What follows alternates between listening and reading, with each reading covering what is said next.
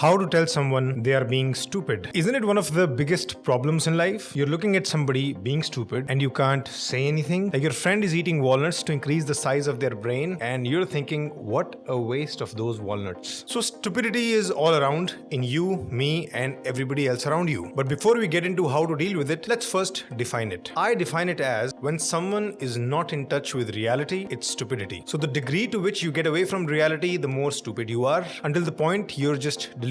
And what do I mean by not being in touch with reality? Two main things. First, you don't have an idea about what's going on. Like you are walking around in shiny, colorful, mismatching clothes, and wherever you go, people are looking at you. And you're thinking, oh, people are looking at me. I'm so awesome. They must be envious of me. But people are whispering, what a joker.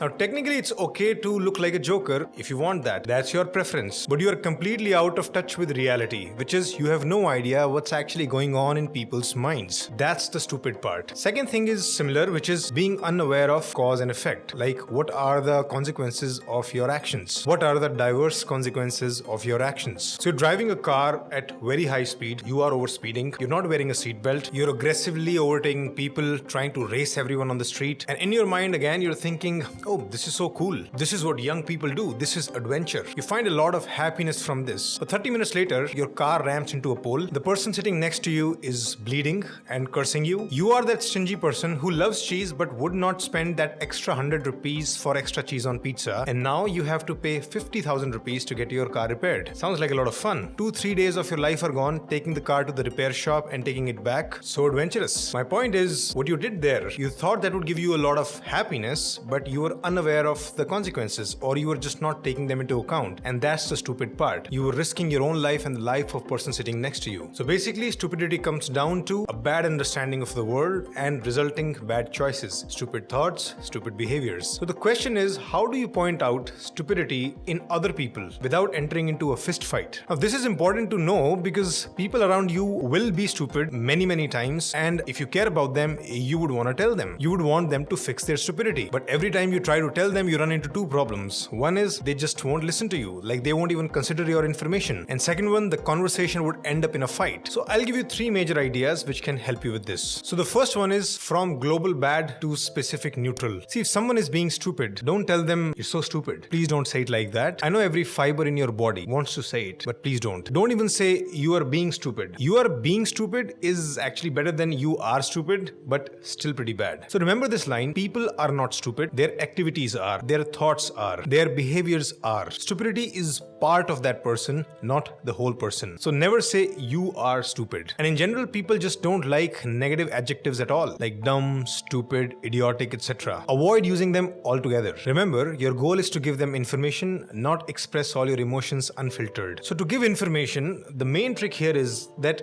go as specific as you can with zero negative adjectives. I'll show you how. So let's say you're sitting with somebody and they're driving really fast and you don't like that. You find it very irresponsible. So you're asking them to slow down, but they don't. So you're getting annoyed. So you blurt out, you're so irresponsible. When you say something like this can really make that person angry, because here you did two wrong things. First is you used a global approach, which is you are irresponsible. And secondly, you use that negative adjective, which is irresponsible. So it's like the whole person is irresponsible. This kind of expression hurts the most. So let's make it better. Better than the first one is you are such an irresponsible driver. Now, why is it better than the first one? Because now you're not saying that as a person you are irresponsible. You've actually made it very specific. You've said that you are an irresponsible driver, which means other areas of life I'm not commenting. But this is still pretty bad. So let's make it even better. You're being such an irresponsible driver. Why is this one better? Because now you have made it even more specific. You've made it specific for that time. Earlier you said you are such an irresponsible driver, which means every time you're just irresponsible. But now you're saying right now you're being irresponsible, which means you're not commenting on all the other times the person is driving. But this is still a bit bad, so let's make it even better.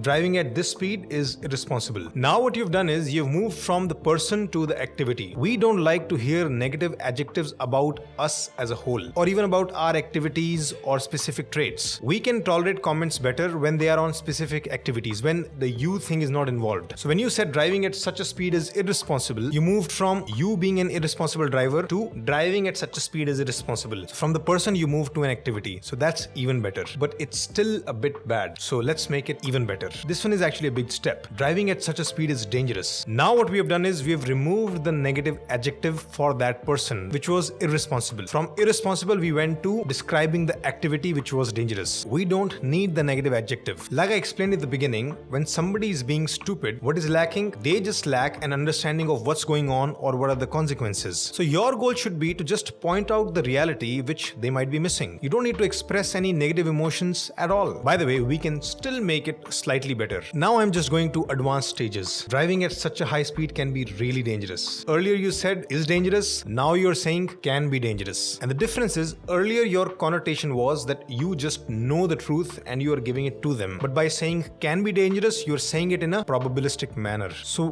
when you talk in terms of probabilities, not only you're closer to reality, you make it much easier for others to take your information. Because technically the reality is probabilistic. Every time somebody is overspeeding does not actually lead to an accident, which means it may happen sometimes. It can happen. It's not definitely going to happen. And when you sound probabilistic, you kind of leave some space for the other person's position to be sane and right and reasonable. Even if the percentage is very small for them to be right, it's still there. And when you say things probabilistically, you leave that room. You acknowledge that room. And that helps them take your information much better. So whenever you're pointing out stupidity, be specific in situation, be specific in time, describe the activity, not the person, remove all the negative adjectives, and present the reality in a probabilistic manner. Like imagine if you broke your finger and the doctor said you are broken and sends you home with a plaster all over your body. Would you go back to that doctor again? Probably not. So don't be that kind of a doctor. If you're liking it so far, please like and subscribe and hit the bell icon. You won't regret it. Second section is don't be a jerk. Yes, don't be a jerk in the name of honesty. Like some people are like, can I be honest with you? Yeah, sure. You're the dumbest person I've ever met. How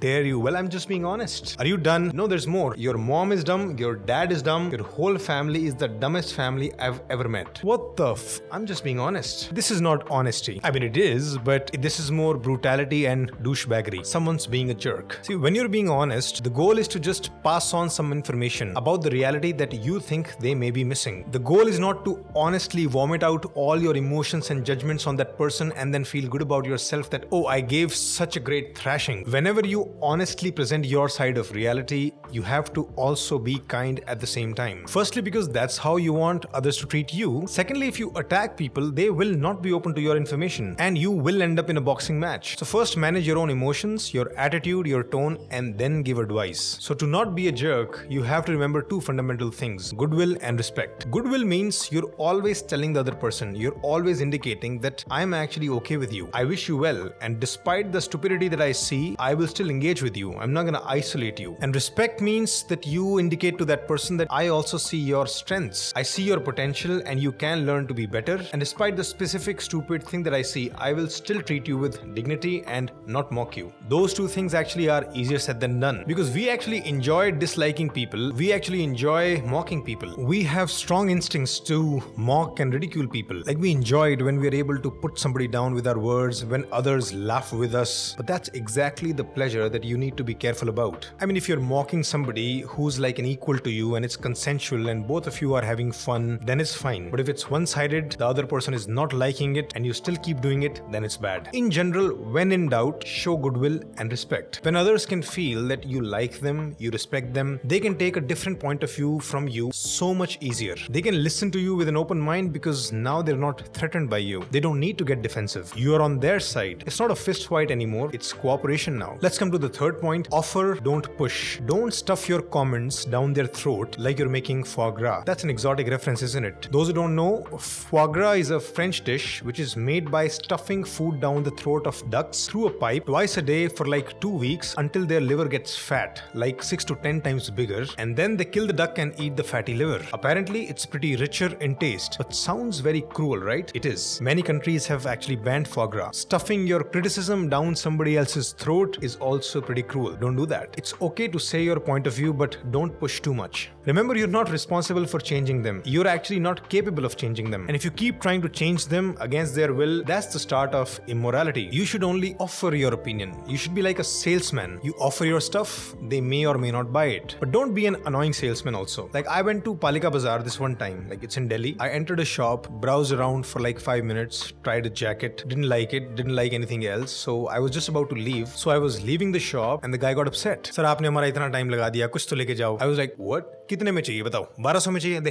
1200 में देने। भैया पैसे की बात नहीं है, इतना अच्छा नहीं लगा। अरे तू इन्हें 1100 में दे।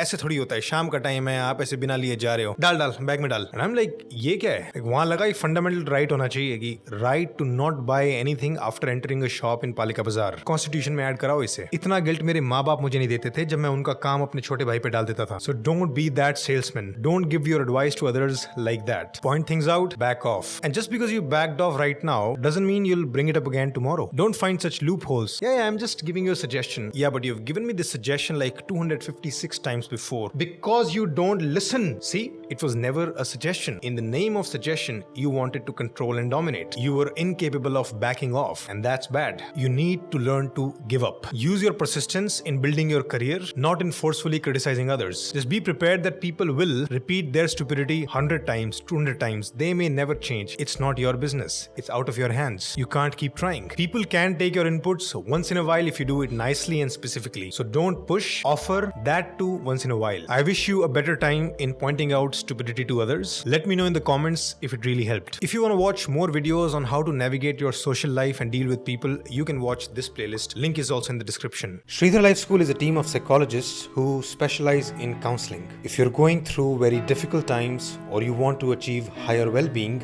we offer one-on-one counseling for individuals, couples, parents and their children. To book sessions, go to our website shridharlifeschool.com.